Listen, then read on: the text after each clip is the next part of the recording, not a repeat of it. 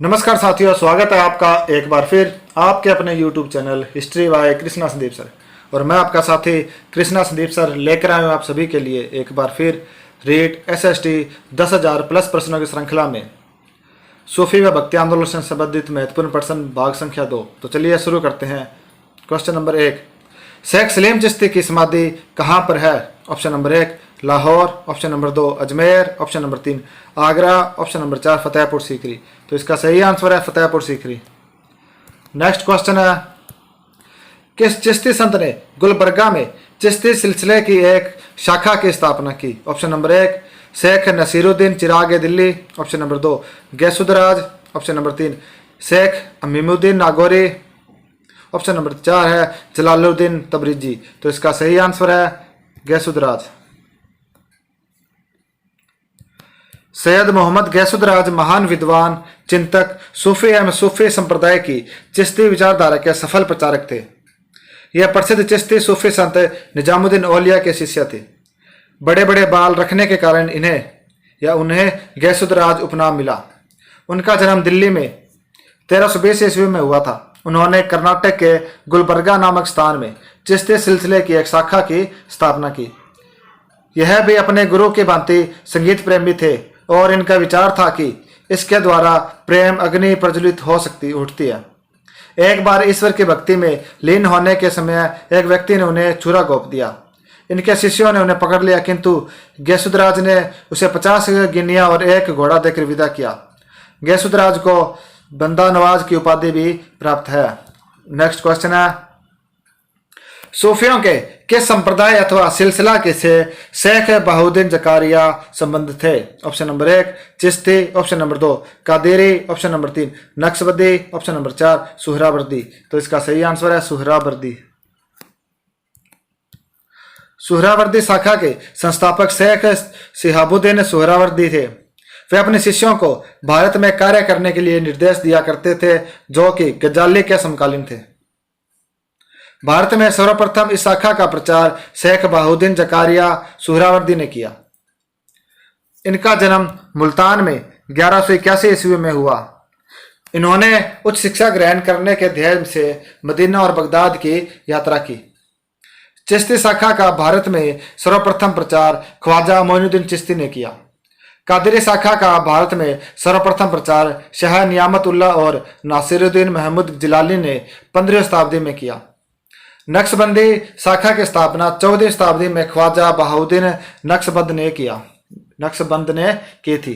Next question है, निम्नलिखित में से कौन सा एक सूफी संत सुहरावर्दी सिलसिले से संबंधित था? Option number 1 Mir Sayyid Ali Hamadani, option number 2 Sheikh Bahauddin Zakariya, option number 3 Sheikh Nizamuddin Auliya, option number 4 Sheikh Nasiruddin Chirag Dehlvi.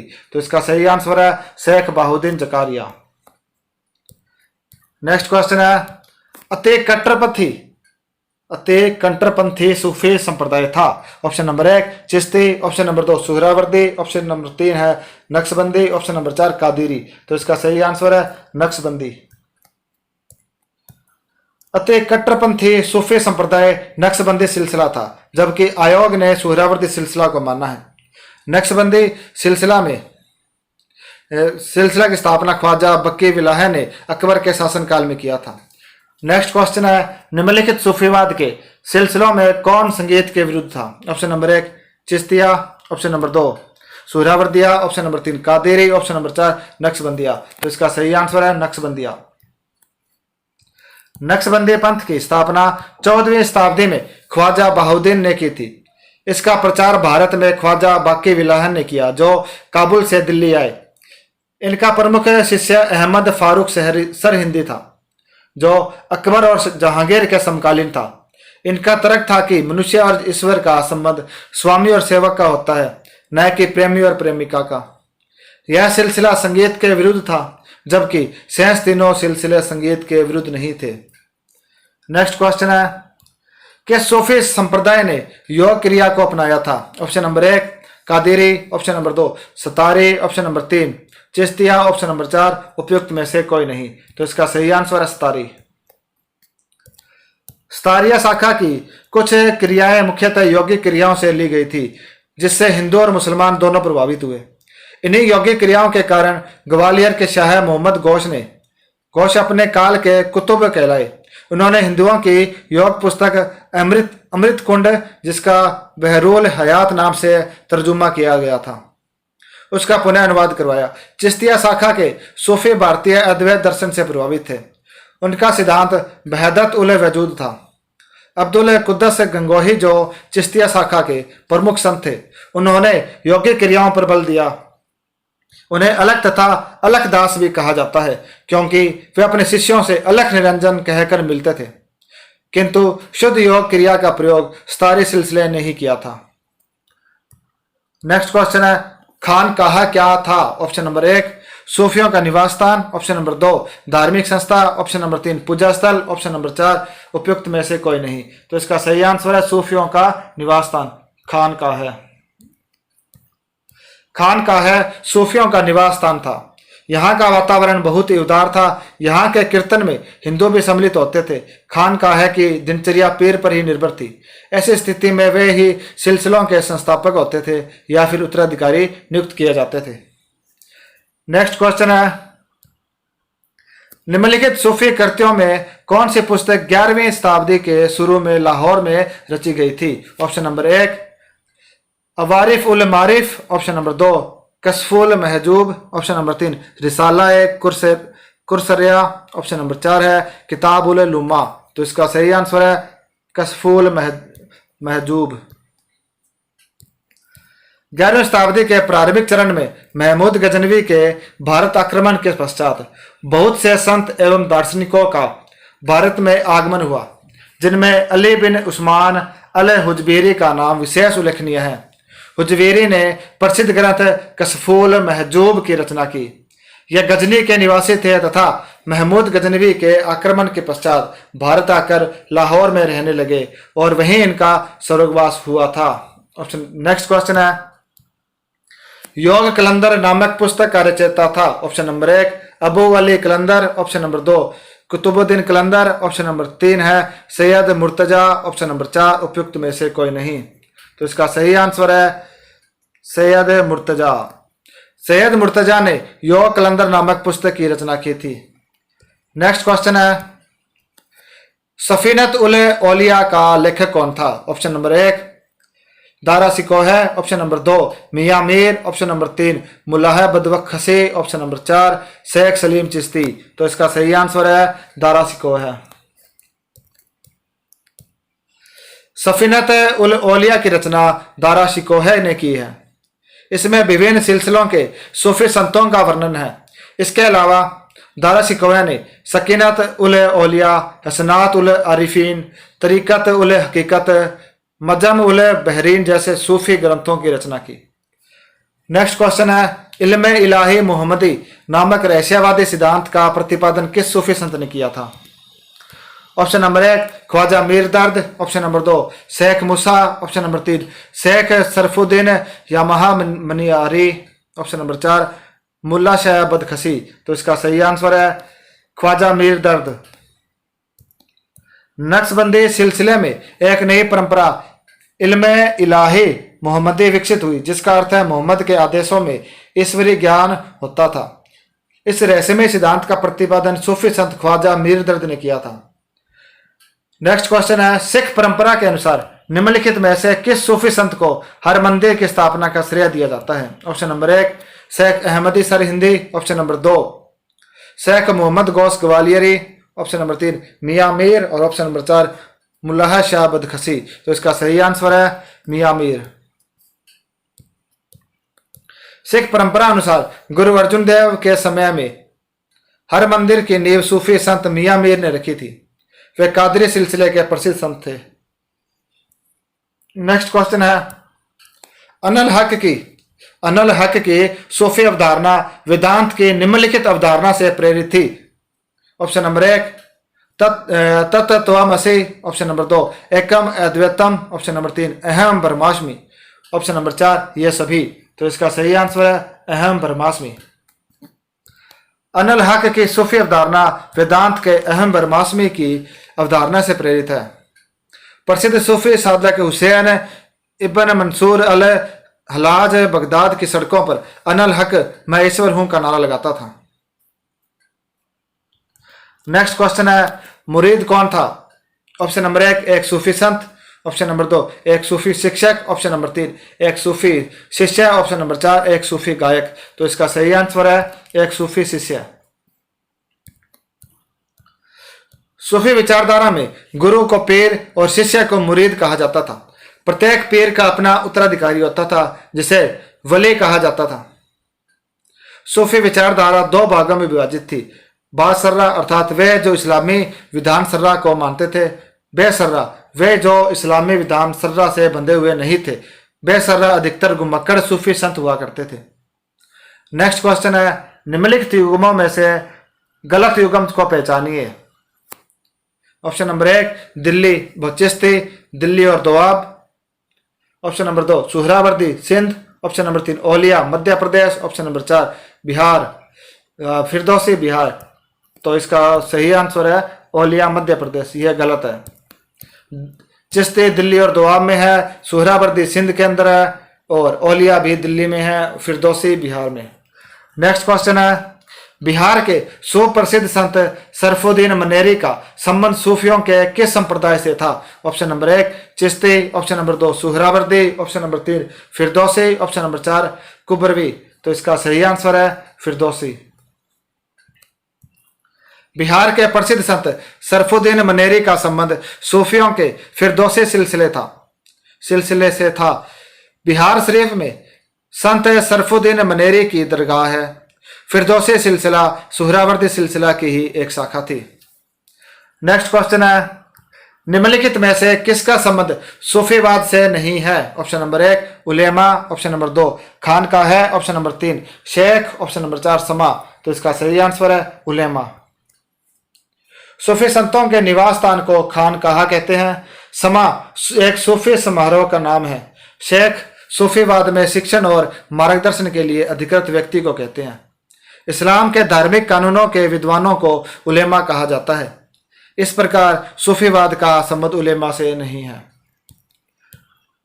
Next question है, निम्नलिखित सूफियों में कृष्ण को कौन औलिया के रूप में मानता है? Option number 1 Shah Mohammad Ghaus, option number 2 Shah Waliullah है, option number 3 Shah Abdul Aziz, option number 4 Khwaja Mir Dard. तो इसका सही आंसर है शाह मोहम्मद गौश। स्तारिया सिलसिला के प्रसिद्ध सूफी संत मोहम्मद गौश शेख अब्दुल्ला के शिष्य थे। वे हुमायूं के समकालीन थे और इनका हुमायूं काफी सम्मान करता था। काली की कुतुब के उपनाम से प्रसिद्ध मोहम्मद गौस अध्ययनशील प्रवृत्ति के थे और इन्होंने कृष्ण को औलिया के रूप में स्वीकार किया। 1562 ईस्वी में ग्वालियर में इनका निधन हुआ, जहां आज उनकी मजार अवस्थित है। इनके उत्तराधिकारी शाह वजीउद्दीन थे, जो स्तारी सिलसिला के अंतिम संत भी थे।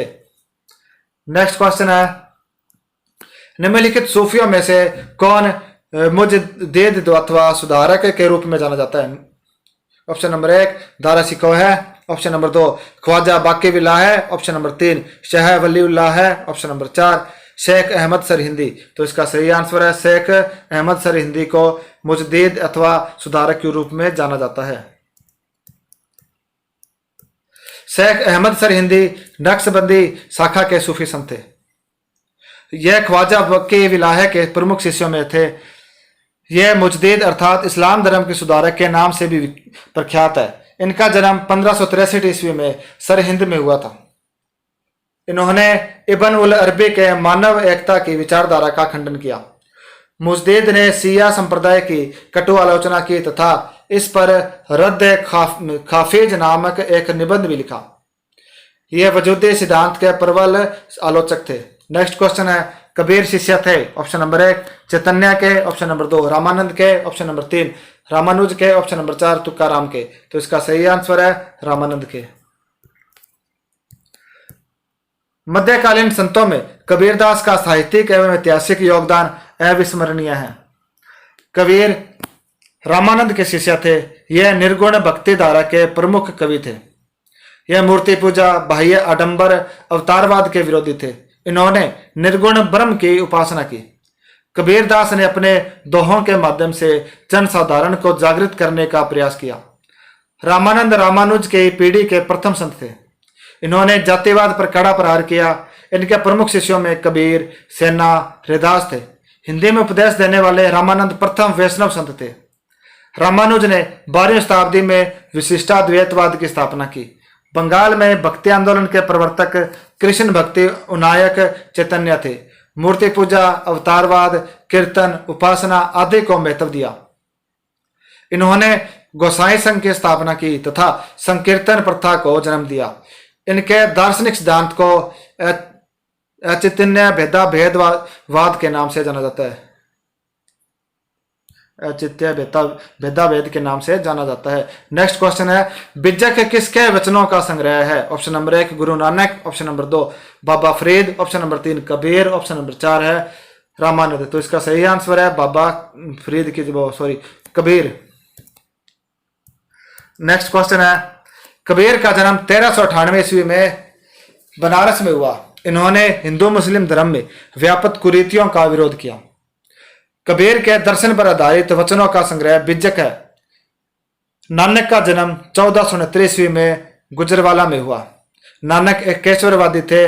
इन्होंने मूर्ति पूजा का विरोध किया और सिख संप्रदाय की स्थापना की। नेक्स्ट क्वेश्चन है, बिज्जक का रचयिता कौन है? Option number 1 Surdas, option number 2 Kabir, option number 3 Ravidas, option number 4 Pipaji. तो इसका सही आंसर है कबीर। नेक्स्ट क्वेश्चन, मीराबाई समकालीन थी। Option number 1 Tulsidas, option number 2 Chaitanya Mahaprabhu, option number 3 गुरु नानक, ऑप्शन नंबर 4 रामकृष्ण परमहंस। तो इसका सही आंसर है चैतन्य महाप्रभु। मीराबाई चैतन्य महाप्रभु के समकालीन थी। महापुरुषों की जीवन अवधि इस प्रकार है। मीराबाई 1498 से 1546 ईस्वी, तुलसीदास 1532 से 1623 ईस्वी, चैतन्य महाप्रभु 1486 से 1533 ईस्वी, गुरु नानक 1469 ईस्वी से 1538 ईस्वी, रामकृष्ण परमहंस 1834 से 1886 ईस्वी। नेक्स्ट क्वेश्चन है, भक्ति रस कवियत्री मीराबाई थी। ऑप्शन नंबर 1 एक राजपूत कुलीन नारी जिसने कभी विवाह नहीं किया। ऑप्शन नंबर 2 गुजराती शाही परिवार से संबंधित जिनका विवाह राजपूत से हुआ था। ऑप्शन नंबर 3 मध्य प्रदेश के एक पुजारी की पुत्री। ऑप्शन नंबर 4 एक राजपूत शासक की पत्नी। तो इसका सही आंसर है एक राजपूत शासक की पत्नी। मीराबाई 1499 से 1546 ईस्वी तक का जन्म मेवाड़ जिले के कुड़के ग्राम में हुआ था। उनके पिता का नाम रतन सिंह था। 1516 ईस्वी में इनका विवाह राणा सांगा के ज्येष्ठ पुत्र भोजराज के साथ हुआ था, किंतु पति की असामयिक मृत्यु से वे विधवा हो गई। ध्यातव्य रहे कि मीरा की तुलना प्रसिद्ध सूफी संत राबिया से की गई है। नेक्स्ट क्वेश्चन है, राग गोविंद के रचनाकार है। Option number 1 Mirabai, option number 2 Narsinh Narhari, option number 3 Surdas, option number 4 Raskhan. तो इसका सही आंसर है मीराबाई। मीराबाई ने 4 ग्रंथों की रचना की। नरसिंह महरो, गीत गोविंद टीका, राग गोविंद और राग सोरठ के पद। सूरदास की रचनाओं में सुरसागर, सुर सारावली और साहित्य लहरी शामिल है, जबकि रसखान का कविता संग्रह रसखान रचनावली तथा प्रेम वाटिका है। नरहरि की रचनाओं में रुक्मणी मंगल, छप्पे नीति और कवित संग्रह शामिल है। नेक्स्ट क्वेश्चन, चैतन्य ने भक्ति आंदोलन में जो विशिष्टता जोड़ी वह थी। ऑप्शन नंबर 1 ईश्वर के नाम पर प्रार्थना करना, ऑप्शन नंबर 2 कीर्तन, ऑप्शन नंबर 3 मूर्ति पूजा, ऑप्शन नंबर 4 स्त्री तथा पुरुष दोनों को अनुयायी स्वीकार करना। तो इसका सही आंसर है कीर्तन। चैतन्य महाप्रभु का जन्म 1485 ईस्वी में ब्राह्मण कुल में बंगाल में नादिया ग्राम में हुआ था। चैतन्य ने भगवान श्री कृष्ण की भक्ति पर बल दिया। इन्होंने गुरु सेवा पर भी बल दिया, यानी गुरु सेवा पर भी बल दिया था। इन्होंने चैतन्य कीर्तन करते थे जिसमें अपने आराध्य के प्रति समर्पण का भाव अंतर्निहित रहता था। चैतन्य का विश्वास था कि मनुष्य प्रेम, भक्ति, नृत्य तथा संगीत के द्वारा ईश्वर में लीन हो सकता है। इन्होंने ब्राह्मणों के कर्मकांडों तथा समाज में प्रचलित अंधविश्वासों पर बल दिया। नेक्स्ट क्वेश्चन है, राधा एवं कृष्ण की भक्ति को लोकप्रिय बनाने वाले वैष्णव संत थे। Option number 1 Chaitanya, option number 2 Kulashekhar, option number 3 Ramanujacharya, option number 4 Yamunacharya. तो इसका सही आंसर है चैतन्य। नेक्स्ट क्वेश्चन, निम्नलिखित संतों में से किसने उसके अनुयायी विष्णु का अवतार मानते थे? निम्नलिखित संतों में से किसे उसके अनुयायी विष्णु का अवतार मानते थे? Option number 1 Ramanuja, option number 2 Vallabhacharya, option number 3 Ramanand, option number 4 Chaitanya. तो इसका सही आंसर है चैतन्य। चैतन्य महाप्रभु का जन्म 1485 ईस्वी में बंगाल के नादिया में हुआ। चैतन्य महाप्रभु ने भगवान श्री कृष्ण की भक्ति पर बल दिया। इसके अनुयायी इनको विष्णु का अवतार मानते थे तथा इन्हें गौरांग महाप्रभु के नाम से पुकारते थे। रामानुज भक्ति आंदोलन के सर्वप्रथम प्रतिपादक रामानुजाचार्य का जन्म 1017 ईस्वी में दक्षिण भारत में हुआ। इन्होंने विशिष्टाद्वैत दर्शन का प्रतिपादन किया।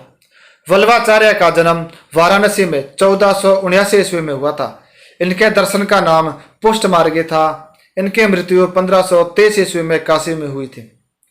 रामानंद का जन्म 1299 ईस्वी में प्रयाग के कन्या कुंभज परिवार में हुआ था। इन्होंने जाति व्यवस्था, आडंबरों, अंधविश्वासों का विरोध किया। इनकी मृत्यु 1411 ईस्वी में हुई थी। नेक्स्ट क्वेश्चन है, किस भक्ति संत के शिष्यों के प्रयास से वृंदावन एक तीर्थ स्थल हो गया? Option number 1 Kabir, option number 2 चैतन्य, ऑप्शन नंबर 3 है मीरा, ऑप्शन नंबर 4 सूरदास। तो इसका सही आंसर है चैतन्य। चैतन्य प्रमुख कृष्ण भक्त संत थे। इनका बचपन का नाम निमाई था। इन्होंने कृष्ण भक्ति के संदर्भ में अनेक बार वृंदावन की यात्रा की। धीरे धीरे वृंदावन कृष्ण भक्ति का केंद्र बन गया। यह पर्याप्त समय तक वृंदावन में रहे, उसके बाद पुरी गए। नेक्स्ट क्वेश्चन है, कृष्ण के जीवन परक प्रेम वाटिका काव्य की रचना की थी? ऑप्शन नंबर 1 बिहारी ने, ऑप्शन नंबर 2 सूरदास ने, option number 3 Raskhan, option number 4 Kabir. तो इसका सही आंसर है रसखान। प्रेम वाटिका काव्य की रचना रसखान ने की थी। इनका समय मुगल सम्राट अकबर के काल का है। इन्होंने कृष्ण पर जीवन परक काव्यों की रचना की। इनकी एक अन्य रचना सुजान रसखान भी है। नेक्स्ट क्वेश्चन, निम्नलिखित में से कौन महानुभाव संप्रदाय का संस्थापक था? महानुभाव संप्रदाय का संस्थापक था। Option number 1 Eknath, option number 2 Chakradhar, option number 3 Dnyaneshwar, option number 4 Tukaram. तो इसका सही आंसर है चक्रधर। मध्यकालीन भक्ति आंदोलन के विकास तथा लोकप्रियता में महाराष्ट्र के संतों का महत्वपूर्ण योगदान है। ज्ञानेश्वर, हेमाद्री और चक्रधर से आरंभ होकर रामदास, तुकाराम, नामदेव ने भक्ति पर बल दिया तथा एक भगवान की संतान होने के नाते सबके समानता सिद्धांत को प्रतिष्ठित किया। महानुभाव संप्रदाय के संस्थापक चक्रधर थे। ज्ञानेश्वर महाराष्ट्र में रहस्यवादी संप्रदाय के संस्थापक थे। यह संप्रदाय आगे चलकर विकसित हुआ तथा नामदेव, एकनाथ और तुकाराम के हाथों इसने विभिन्न रूप धारण किए। ज्ञानेश्वर ने मराठी भाषा में भगवत गीता पर ज्ञानेश्वरी नामक टीका यानी समीक्षा लिखी, जिसकी गणना संसार की सर्वोत्तम रहस्यवादी रचनाओं में की जाती है। एकनाथ का जन्म पैठन औरंगाबाद में हुआ था। प्रतिदिन कीर्तन यानी भक्ति गीत गाना इनके दिनचर्या थी। तुकाराम जन्म से शूद्र थे और शिवाजी के समकालीन थे। तुकाराम ने हिंदू मुस्लिम एकता पर बल दिया तथा वारकरी पंथ की स्थापना की। नेक्स्ट क्वेश्चन है, निम्नलिखित में से कौन सा स्थान गुरु नानक का जन्म स्थल था? Option number 1 Amritsar, option number 2 Nabha, option number 3 Nankana, option number 4 Nanded. तो इसका सही आंसर है ननकाना। नेक्स्ट क्वेश्चन है, हुजूर साहब का गुरुद्वारा किसकी याद में बना था? ऑप्शन नंबर 1 गुरु गोविंद सिंह, ऑप्शन नंबर 2 गुरु नानक, ऑप्शन नंबर 3 गुरु रामदास, ऑप्शन नंबर 4 गुरु तेग बहादुर। तो इसका सही आंसर है गुरु नानक। सिख संप्रदाय के प्रवर्तक एवं सिखों के प्रथम गुरु नानक देव थे। 15 अप्रैल 1469 ईस्वी को तलवंडी में उनका जन्म हुआ था। इन्होंने अवतारवाद एवं कर्मकांडों का विरोध किया। हुजूर साहब का गुरुद्वारा इनकी ही याद में बनाया गया था। गुरु रामदास सिखों के चौथे गुरु थे। इनको अकबर ने 1577 में 500 बीघा जमीन दी, जहां पर अमृतसर नगर बसा और अमृतसर का स्वर्ण मंदिर बना। गुरु तेग बहादुर सिखों के 9वें गुरु थे। औरंगजेब ने इनकी हत्या कर दी। गुरु गोविंद सिंह सिखों के 10वें और अंतिम गुरु थे। इन्होंने 1699 ईस्वी में खालसा पंथ की स्थापना की। इन्होंने प्रत्येक सिख को केश, कंगा, कृपाण, कच्छ और कड़ा रखने के आदेश दिए। नेक्स्ट क्वेश्चन है, गुरु नानक ने अपना उत्तराधिकारी किसे नियुक्त किया था? ऑप्शन नंबर 1 गुरु रामदास, ऑप्शन नंबर 2 गुरु अमरदास, ऑप्शन नंबर 3 गुरु हरराय, ऑप्शन नंबर 4 गुरु अंगद। तो इसका सही आंसर है गुरु अंगद।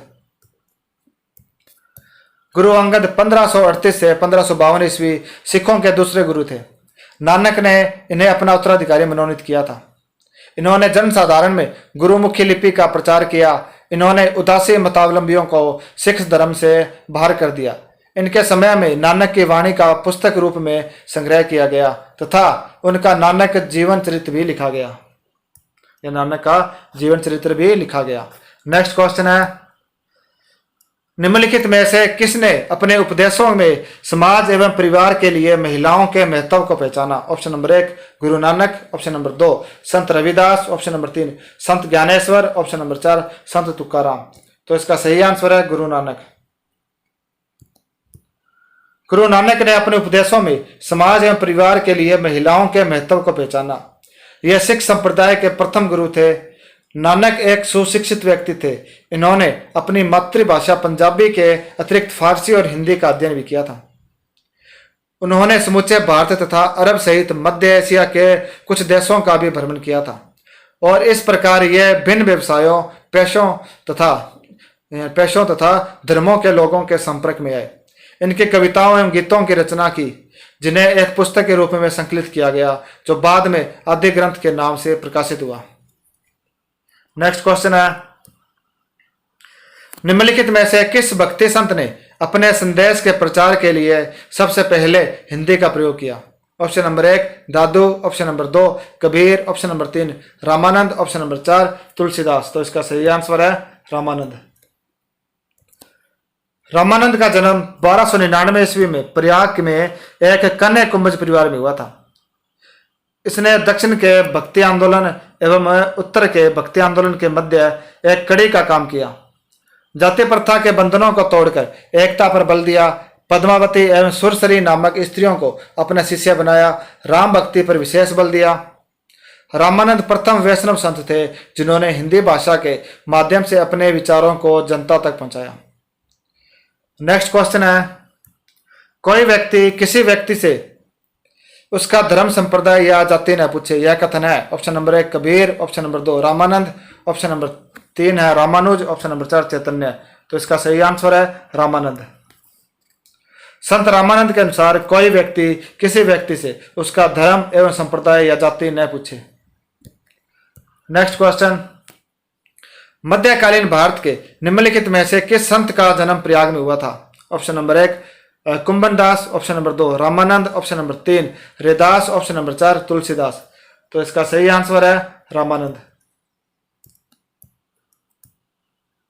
रामानंद उत्तरी भारत के पहले महान भक्ति संत थे और रामानुज के शिष्य थे।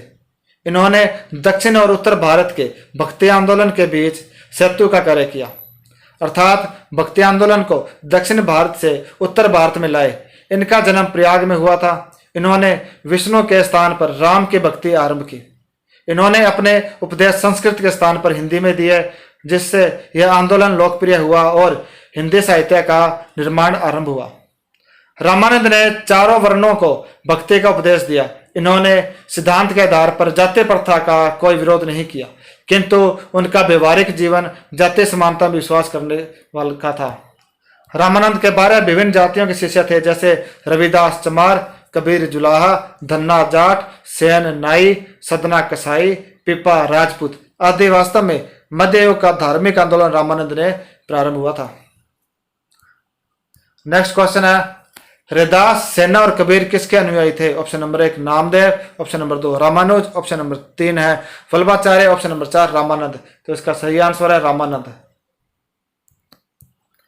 नेक्स्ट क्वेश्चन, यह कथन किसका है? ईश्वर मनुष्य के गुणों को देखता है, उसकी जाति को नहीं। दूसरे संसार में कोई जाति नहीं है। Option number 1 Kabir, option number 2 गुरु नानक, ऑप्शन नंबर 3 चैतन्य, ऑप्शन नंबर 4 रामानंद। तो इसका सही आंसर है रामानंद। स्वामी रामानंद ने जाति प्रथा के बंधनों को तोड़ डाला। जाति व्यवस्था में प्रचलित अंधविश्वासों तथा आडंबरों का भी विरोध किया। इन्होंने मानव एकता पर विशेष बल दिया। इन्होंने बिना किसी जाति पांति के भेदभाव के सभी जातियों के व्यक्तियों को अपना शिष्य स्वीकार किया। उनका कथन था, ईश्वर मनुष्य के गुणों को देखता है, उसकी जाति को नहीं। दूसरे संसार में कोई जाति नहीं होती। नेक्स्ट क्वेश्चन है, निम्नलिखित में से किन्होंने संन्यास नहीं लिया था? ऑप्शन नंबर 1 नानक एवं चैतन्य, ऑप्शन नंबर 2 चैतन्य एवं वल्लभाचार्य, ऑप्शन नंबर 3 वल्लभाचार्य एवं नानक, ऑप्शन नंबर 4 नानक एवं ज्ञानेश्वर। तो इसका सही आंसर है वल्लभाचार्य एवं नानक। वल्लभाचार्य और गुरु नानक ने संन्यास नहीं लिया था। वल्लभाचार्य मूलतः तेलंगाना के ब्राह्मण थे। इनका जन्म 1479 ईस्वी में वाराणसी में हुआ था। वे कृष्ण भक्ति शाखा के महान संत थे। कबीर और नानक की तरह यह भी विवाह को आध्यात्मिक उन्नति के लिए बाधक नहीं समझते थे। उन्होंने बनारस की महालक्ष्मी नामक कन्या से विवाह कर लिया। उनके बहुत से पुत्र हुए। यह गृहस्थ जीवन व्यतीत करते रहे, किंतु अपने बौद्धिक और आध्यात्मिक कृत्य नहीं छोड़े।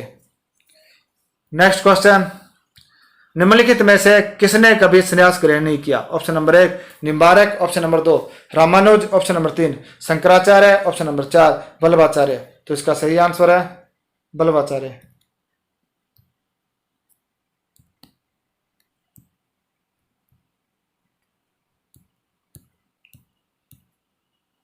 नेक्स्ट क्वेश्चन, पुष्टि मार्ग के दर्शन का प्रारंभ किसने किया? Option number 1 Vallabhacharya, option number 2 Kabir, option number 3 Surdas, option number 4 Tulsidas. तो इसका सही आंसर है वल्लभाचार्य। वल्लभाचार्य ने विजयनगर की राजसभा में शंकराचार्य के अद्वैतवादी सिद्धांत का खंडन किया तथा ईश्वर भक्ति पर विशेष बल दिया। वहां इनको जगत गुरु महाप्रभु श्री मदाचार्य की उपाधि से विभूषित किया गया। उनके अनुसार प्रेम लक्षण भक्ति में जीव की प्रवृत्ति तभी होती है जब भगवान का अनुग्रह होता है, जिसे पोषण अथवा पुष्टि कहते हैं। अतः वल्लभाचार्य ने अपने दर्शन का नाम पुष्टि मार्ग रखा। नेक्स्ट क्वेश्चन है, निम्नलिखित में से किसका निधन वाराणसी में हुआ था? Option number 1 Shankaracharya, option number 2 Ramanujacharya, option number 3 Vallabhacharya, option number 4 Yamunacharya. तो इसका सही आंसर है वल्लभाचार्य। वल्लभाचार्य का जन्म 1479 ईस्वी में हुआ। इनके व्यक्तित्व पर विष्णु स्वामी के रुद्र संप्रदाय का अत्यधिक प्रभाव पड़ा। इन्होंने विजयनगर की सभा में अद्वैतवाद का खंडन किया और जगत गुरु महाप्रभु श्री मदाचार्य की उपाधि धारण की। इन्होंने पुष्टि मार्ग का प्रचार किया। 1530 ईस्वी में इन्होंने काशी वाराणसी में जल समाधि ली। शंकराचार्य ने दक्षिण में हिंदू धर्म के पुनरुद्धार का कार्य किया। इन्होंने अद्वैतवादी सिद्धांत का प्रतिपादन किया। रामानुजाचार्य ने विशिष्टाद्वैत दर्शन का प्रतिपादन किया। नेक्स्ट क्वेश्चन, निम्नलिखित में से कौन सा निर्गुण भक्ति संत नहीं था? Option number 1 Shankardev, option number 2 Haridas, option number 3 Dadu, option number 4 Dhanna. तो इसका सही आंसर है शंकरदेव। शंकरदेव मध्यकालीन असम के महानतम धार्मिक सुधारक थे। इनका संदेश विष्णु या उनके अवतार कृष्ण के प्रति पूर्ण भक्ति पर केंद्रित था। एकेश्वरवाद इनकी शिक्षाओं का सार था। इनके द्वारा स्थापित संप्रदाय एक शरण संप्रदाय के रूप में प्रसिद्ध हुआ। इन्होंने सर्वोच्च देवता की महिला संयोगिनियों लक्ष्मी, राधा, सीता आदि को मान्यता प्रदान नहीं की और निष्काम भक्ति पर बल दिया। इनके संप्रदाय में भागवत पुराण या श्रीमद् भागवत को गुरुद्वारों में ग्रंथ साहिब की भांति इस संप्रदाय के मंदिरों की वेदी पर श्रद्धापूर्वक प्रतिष्ठित किया जाता था। शंकरदेव मूर्ति पूजा और कर्मकांड दोनों के विरोधी थे। ये अकेले कृष्ण मार्गी वैष्णव संत थे जो मूर्ति के रूप में कृष्ण की पूजा के विरोधी थे। असम के महानतम वैष्णव संत होने के कारण इन्हें असम के चैतन्य के रूप में याद किया जाता है। नेक्स्ट क्वेश्चन है, सुप्रसिद्ध मध्यकालीन संत शंकरदेव संबंधित थे। ऑप्शन नंबर 1 शैव संप्रदाय से, ऑप्शन नंबर 2 वैष्णव संप्रदाय से, ऑप्शन नंबर 3 अद्वैत संप्रदाय से, ऑप्शन नंबर 4 द्वैताद्वैत संप्रदाय से। तो इसका सही आंसर है वैष्णव संप्रदाय से। नेक्स्ट क्वेश्चन, असम एवं कोच बिहार में वैष्णव धर्म का प्रवर्तन किसने किया? Option number 1 Chaitanya, option number 2 Madhva, option number 3 Shankardev, option number 4 Vallabhacharya. तो इसका सही आंसर है शंकरदेव। नेक्स्ट क्वेश्चन है, कामरूप में वैष्णव धर्म का किसने प्रवर्तन किया? Option number 1 Chaitanya, option number 2 Shankardev, option number 3 Nimbarka, option number 4 Rup Goswami. तो इसका सही आंसर है शंकरदेव। नेक्स्ट क्वेश्चन, तुलसीदास ने रामचरितमानस की रचना किसके काल में की? Option number 1 Akbar, option number 2 Jahangir, option number 3 Shahjahan, option number 4 कोई नहीं। तो इसका सही आंसर है अकबर। राम भक्ति शाखा के कवि तुलसीदास का समय अकबर के शासनकाल का उत्तरार्ध था। अकबर के ही काल में संत तुलसी ने प्रसिद्ध धार्मिक पुस्तक रामचरितमानस की रचना की। नेक्स्ट क्वेश्चन, तुलसीदास किसके समकालीन थे? ऑप्शन नंबर 1 अकबर तथा Jahangir, option number 2 Shahjahan, option number 3 Aurangzeb, option number 4 Babar तथा हुमायूं। तो इसका सही आंसर है अकबर तथा जहांगीर। नेक्स्ट क्वेश्चन, निम्न में से कौन सी रचना संत तुलसीदास की नहीं है? Option number 1 Gitavali, option number 2 Kavitavali, option number 3 Vinay Patrika, option number 4 साहित्य रत्न। तो इसका सही आंसर है साहित्य रत्न। गीतावली, कवितावली और विनय पत्रिका तुलसीदास की रचनाएं हैं, जबकि साहित्य रत्न एक सम्मान पत्र है या उपाधि है ये। नेक्स्ट क्वेश्चन है, निम्नलिखित में से कौन वारकरी संप्रदाय का संत था? Option number 1 Nimbarka, option number 2 Chakradhar, option number 3 Namdev, option number 4 Ramdas. तो इसका सही आंसर है नामदेव। महाराष्ट्र में भक्ति पंथ पंढरपुर के मुख्य देवता विठोबा अथवा विठल के मंदिर चारों ओर केंद्रित था। विठल या विठोबा को कृष्ण का अवतार कहा जाता था, इसलिए यह आंदोलन पंढरपुर आंदोलन के रूप में प्रसिद्ध हुआ। महाराष्ट्र में भक्ति आंदोलन मुख्य रूप से 2 संप्रदायों में विभक्त था। पहला बरकरी संप्रदाय और दूसरा थरकरी संप्रदाय। बरकरी संप्रदाय रहस्यवादी संप्रदाय था। बरकरी संप्रदाय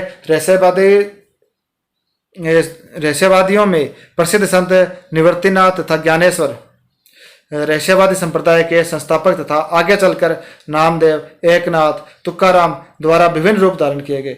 तुकाराम ने इस रहस्यवादी संप्रदाय को गठित करके बरकरी संप्रदाय की स्थापना की।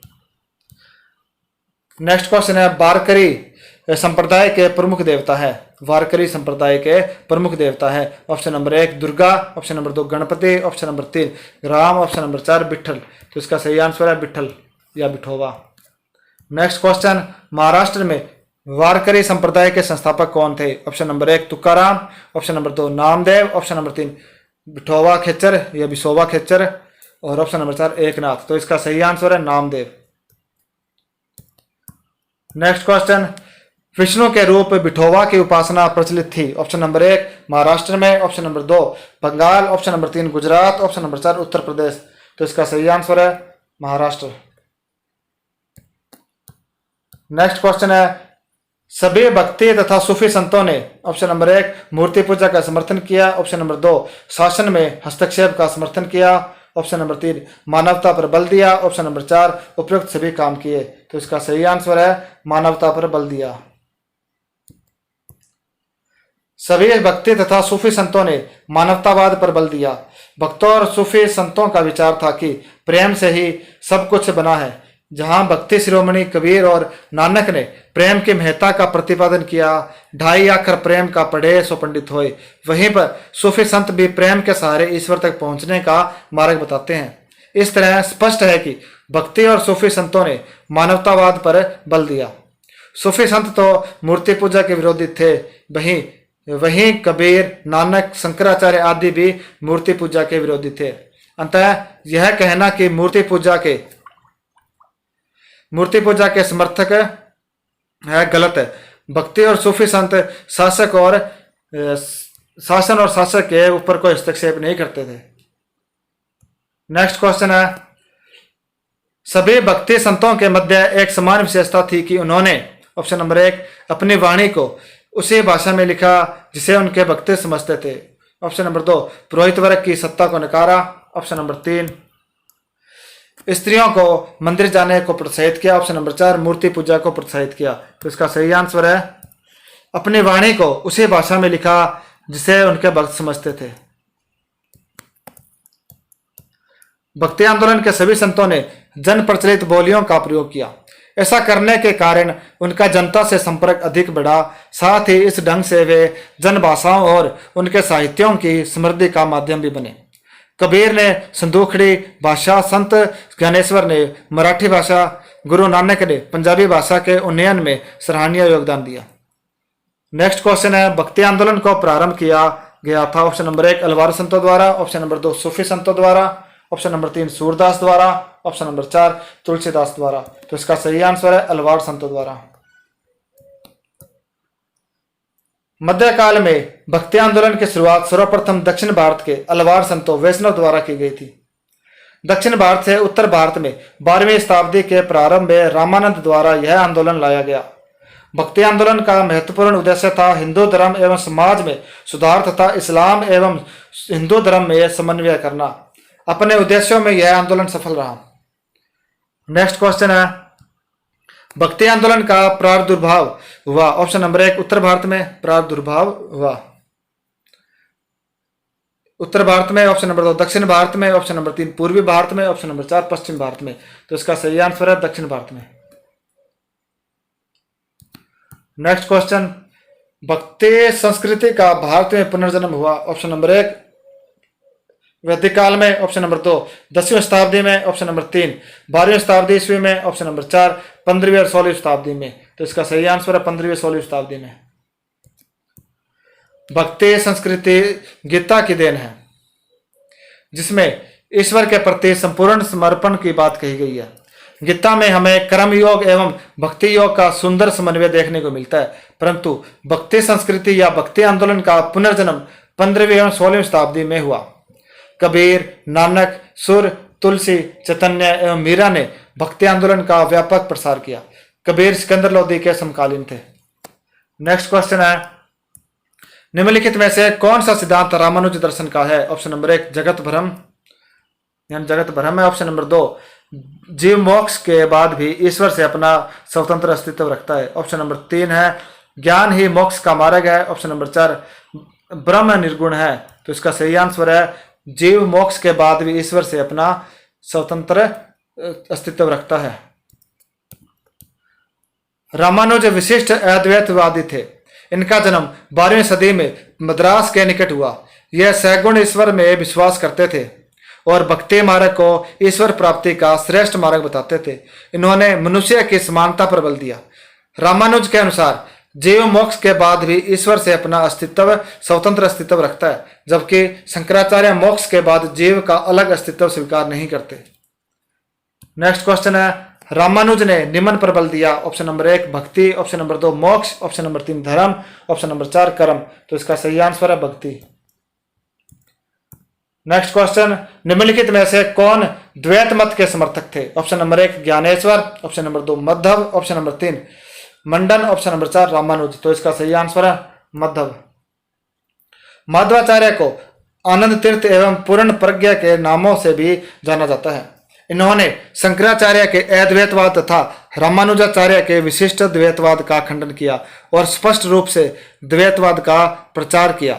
संत ज्ञानेश्वर महाराष्ट्र के प्रमुख संतों में से हैं। ये नाथपंथी संत थे।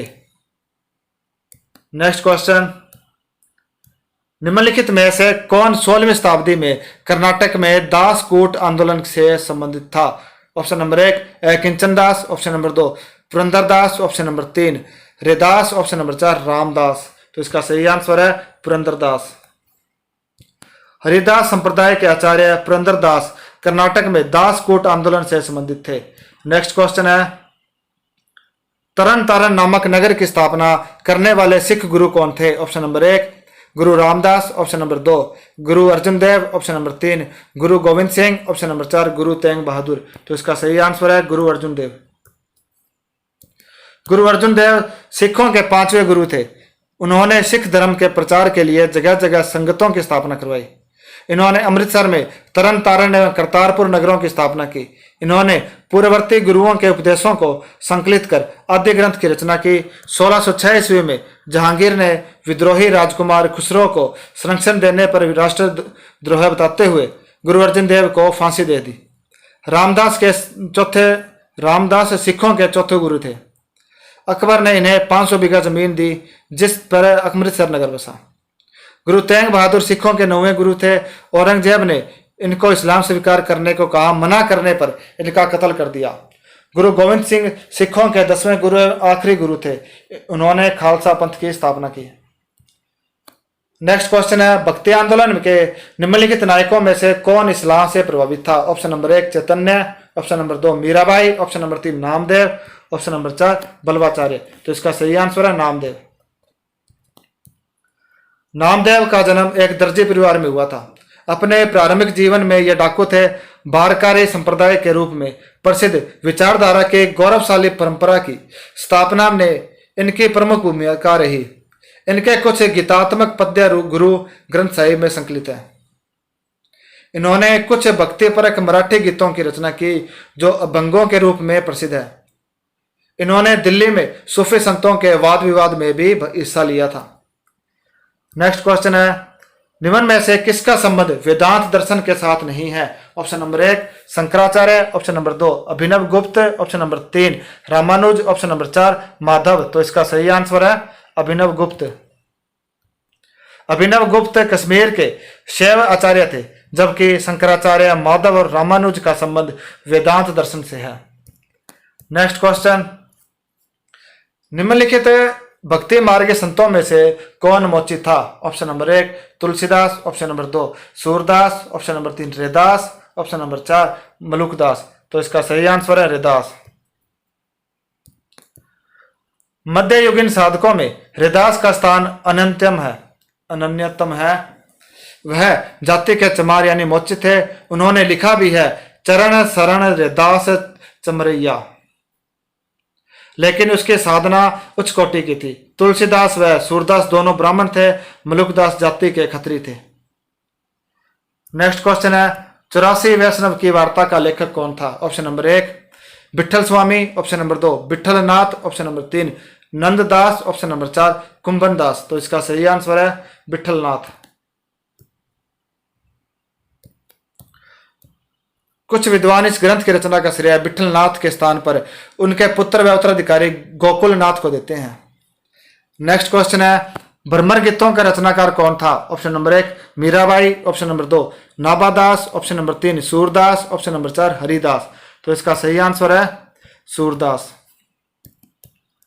भ्रमर गीतों के रचनाकार महाकवि सूरदास जी है। इनका जन्म रुणकता आगरा में हुआ था। इनकी रचनाएं सुर सुरावली, साहित्य लहरी, सुर सागर है। नेक्स्ट क्वेश्चन, निम्नलिखित में से अद्वैत वेदांत के अनुसार किसके द्वारा मुक्ति प्राप्त की जा सकती है? ऑप्शन नंबर 1 ज्ञान, ऑप्शन नंबर 2 कर्म, ऑप्शन नंबर 3 भक्ति, ऑप्शन नंबर 4 योग, ऑप्शन नंबर 5 उपयुक्त में से कोई नहीं। तो इसका सही आंसर है ज्ञान। अद्वैत वेदांत में मुक्ति हेतु ज्ञान मार्ग को प्रमुखता प्रदान की गई है। उल्लेखनीय है कि भारत में पर ब्रह्म के रूप में पर ब्रह्म के स्वरूप विषय के कई विचारधाराएं हैं, जिनमें द्वैत, अद्वैत, विशिष्टाद्वैत, शुद्धाद्वैत, द्वैताद्वैत आदि प्रमुख है। अद्वैत विचारधारा के संस्थापक शंकराचार्य हैं। शंकराचार्य मानते हैं कि ब्रह्म ही सत्य है, बाकी सब मिथ्या है। जीव केवल अज्ञान के कारण ही ब्रह्म को नहीं जान पाता है, जबकि ब्रह्म तो उसके ही अंदर विराजमान है। नेक्स्ट क्वेश्चन है, मलुकदास एक संत कवि थे। Option number 1 Agra, option number 2 Ayodhya के, ऑप्शन नंबर 3 काशी के, ऑप्शन नंबर 4 कड़ा के। तो इसका सही आंसर है कड़ा के। मलुकदास का जन्म 1574 ईस्वी में तत्कालीन कड़ा प्रांत में हुआ था। उस समय अकबर का शासनकाल था, जबकि उनका महाप्रस्थान औरंगजेब के राज्यकाल में 1682 ईस्वी में हुआ था। यह गृहस्थ संत थे। इनके पिता का नाम सुंदरदास खत्री था। इनके द्वारा प्रणीत कई रचनाएं मिलती हैं। इसमें ज्ञानबोध, रतन खान, ज्ञान परोक्ष आदि रचनाएं अवधी एवं ब्रिज भाषा में हैं या ब्रिज भाषा में है। इनका प्रसिद्ध दोहा आज भी लोग कहते हुए मिल जाते हैं। अजगर करे ना चाकरी, पंछी करे ना काम, दास मलुक का कहे गए सबसे दाता राम, सबके दाता राम। नेक्स्ट क्वेश्चन, निम्नलिखित भक्ति संतों पर विचार कीजिए। दादू दयाल, गुरु नानक और त्यागराज। इनमें से कौन उस समय उपदेश देता था जब लोधी वंश का पतन हुआ था तथा बाबर सत्तारूढ़ हुआ था? ऑप्शन नंबर 1 1 और 3, ऑप्शन नंबर 2 केवल 2, ऑप्शन नंबर 3 है 2 और 3, ऑप्शन नंबर 4 है 1 और 2। तो इसका सही आंसर है केवल 2 अर्थात गुरु नानक देव। लोधी वंश का काल 1451 से 1526 तक था। इस समय गुरु नानक 1469 से 1538 ने अपने उपदेश दिए। इन्होंने निराकार ईश्वर की कल्पना की और इस ईश्वर को अकाल पुरुष की संज्ञा दी। जबकि प्रश्नानुसार अन्य भक्त दादू दयाल का जन्म 1544 तथा मृत्यु 1603 ईस्वी में तथा त्यागराज का जन्म 1767 ईस्वी में तथा मृत्यु 1847 ईस्वी में हुई। त्यागराज कर्नाटक में भक्ति आंदोलन के प्रमुख संत थे। उनके भगवान राम को समर्पित तेलुगु रचनाएं कर्नाटक संगीत का आधार बनी। पंचरत्न कृति उनकी प्रसिद्ध रचना थी। नेक्स्ट क्वेश्चन है, निम्न में से भक्ति संतों का सही तैत्तिक कालानुक्रम अनुक्रम चुनिए। ऑप्शन नंबर 1 कबीर, गुरु नानक, चैतन्य, मीराबाई। ऑप्शन नंबर 2 कबीर, चैतन्य, गुरु नानक, मीराबाई। ऑप्शन नंबर 3 है कबीर, मीराबाई, चैतन्य, गुरु नानक। ऑप्शन नंबर 4 गुरु नानक, चैतन्य, मीराबाई और कबीर। तो इसका सही आंसर है कबीर, गुरु नानक, चैतन्य और मीराबाई। कबीर 1440 से 1510 ईस्वी, गुरु नानक 1469 से 1538 ईस्वी, चैतन्य 1486 से 1533 ईस्वी, मीराबाई 1498 से 1540 ईस्वी। नेक्स्ट क्वेश्चन है, निम्नलिखित संतों को उनके कालानुक्रम में नियोजित कीजिए। कबीर, नामदेव, मीराबाई, नानक। कबीर का कालानुक्रम 1440 से 1510 ईस्वी है तथा नामदेव का कालानुक्रम 1272 से 1350 ईस्वी, मीराबाई का 1498 से 1546 ईस्वी और गुरु नानक का 1469 से 1538 ईस्वी। तो इसलिए इसका सही कालानुक्रम है, पहले आएगा नामदेव, कबीर, कबीर के बाद में गुरु नानक देव और गुरु नानक देव के बाद में मीराबाई।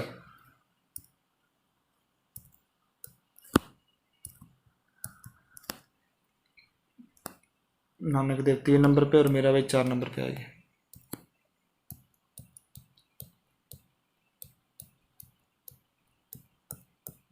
नेक्स्ट क्वेश्चन है, निम्नलिखित में से कौन वारकरी यानी वारकरी संप्रदाय के संत थे? चक्रधर, ज्ञानेश्वर, नामदेव, रामदास।